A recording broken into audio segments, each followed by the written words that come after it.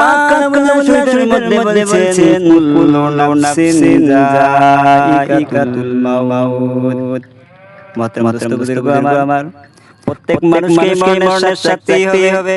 কেউ বলতে পারবে না যে আমি মৃত্যুবরণ করব না। আল্লাহ রাব্বুল আলামিন কোরআনের মধ্যে ঘোষণা দিয়েছেন, বলে দিয়েছেন যে প্রত্যেকটা মানুষকে মৃত্যুবরণ করতেই হবে।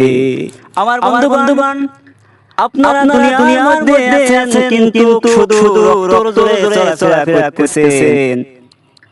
আল্লাহর হুকুম এবং নবী পাক সাল্লাল্লাহু আলাইহি ওয়াসাল্লামের তরিকা মোতাবেক চলতেছেন না। কিন্তু যেদিন আপনি মৃত্যুবরণ করবেন সেদিন আপনার আফসোস করি আর কোনো লাভ হইবে না।